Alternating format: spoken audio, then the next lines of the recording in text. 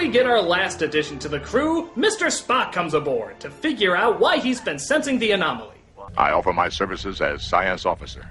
If our exec has no objections? Of course not. So we now have a doubly demoted Decker, and Kirk is overjoyed because now he can partake in all the various over-the-top ways he can say Spock's name. Spock. Spock. Spock. Spock. Spock. Spock.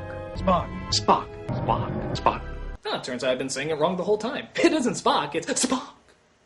But things heat up when they finally come across the evil anomaly. Full mag on viewer. Full mag, sir. Continuing friendship messages on all frequencies, sir. But because they figure out the frequency in which to communicate, the anomaly lets them get closer and eventually enter. And yes, this results in slow movement.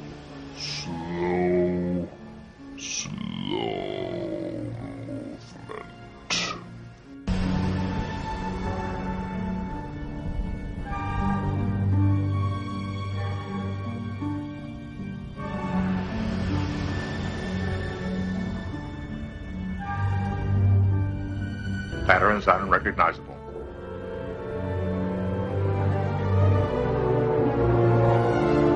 Good God, this is just watching a bunch of footage and then seeing somebody comment on it. Who the hell would want to see that?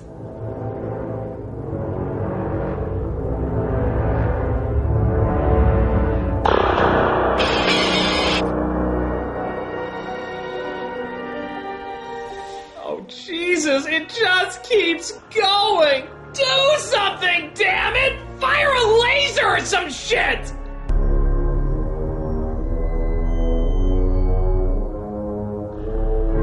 Maybe if we try putting in a thrilling action sequence. Nope, it's still boring!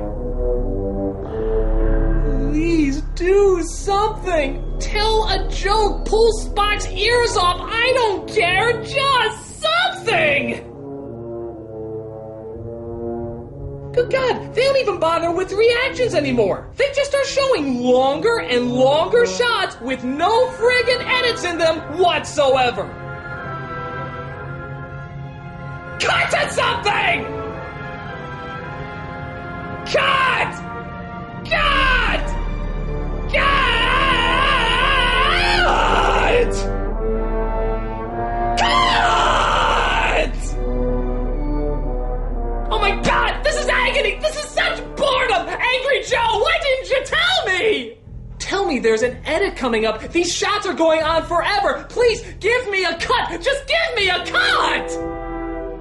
Oh, I've done far worse than give you no cuts. I've hurt you, and I wish to go on hurting you. I shall leave you as this movie left me, left all audiences, marooned in the center of a dead screening. Bored out of your mind. Bored out of your mind. Cut! Cut! Cut!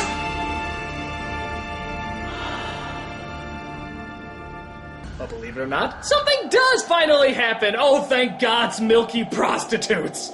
A probe comes aboard and starts taking control of the computer. Well, obviously Spock will find the most logical solution, or he'll go Neanderthal on its ass. Spock smash! Oh, Spock no like the shiny thing! It then takes control of Ilea and vanishes her into thin air.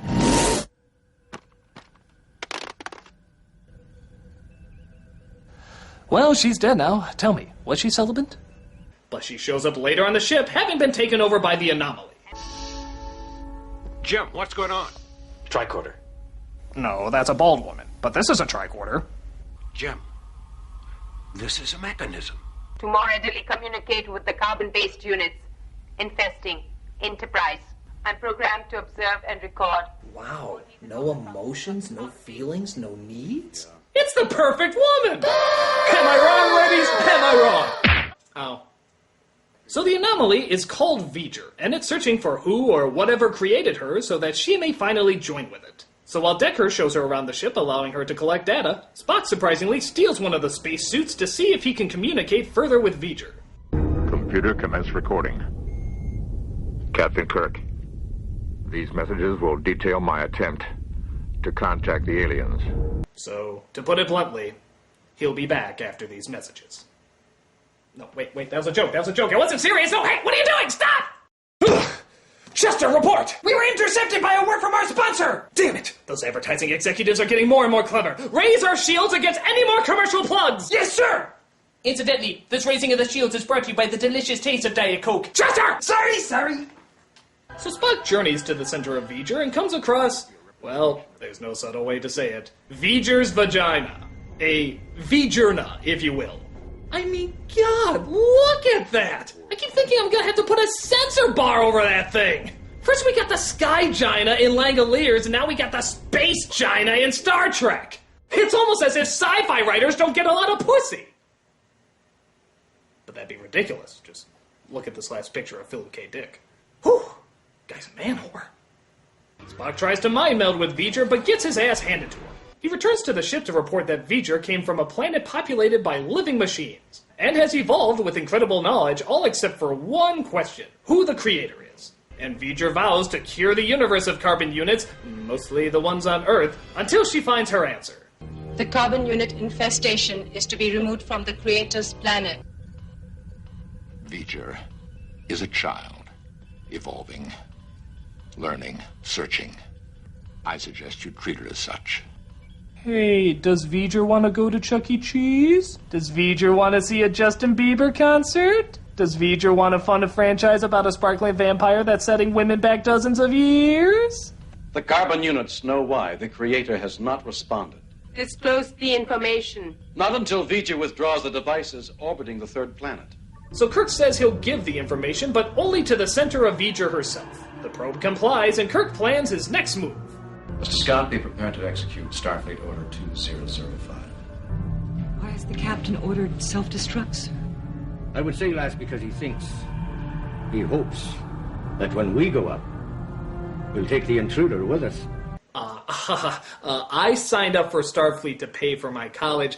Is there any chance we can not blow up on my very first mission? So how powerful is the emotional need at the center of V'ger? Well, apparently it's so powerful, it made Spock cry. Not for us. No, Captain, not for us. For V'ger. I weep for V'ger as I would for a brother. The brother that we find out you have later, and clearly did not weep for, but one movie at a time. So they get to the center of V'ger and find out that V'ger is in fact Voyager. Voyager 6, the satellite that was sent out years ago and got sucked into a wormhole, landing it on the machine planet. It evolved over the years, and now it wishes to still somehow join with its creator. You mean this machine wants to physically join with a human? Is that possible?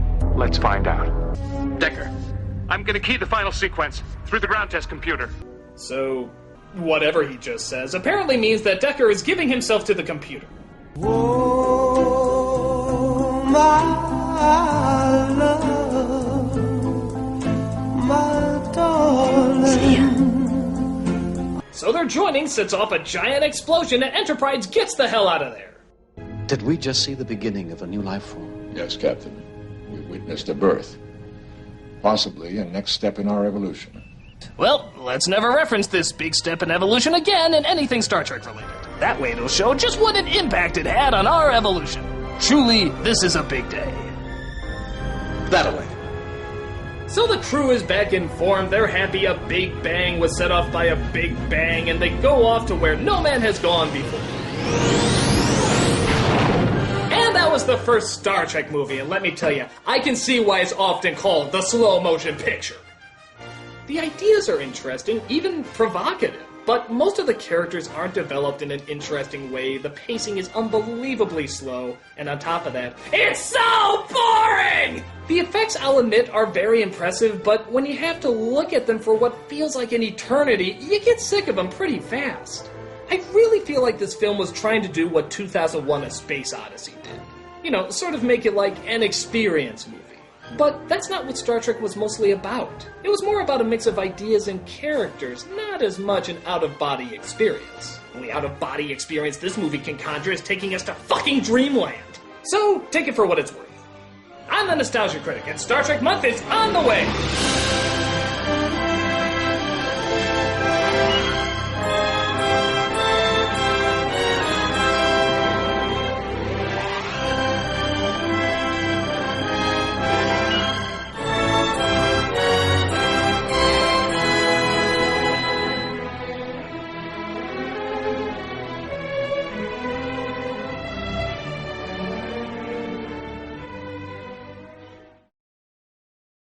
My oath of celibacy is on record.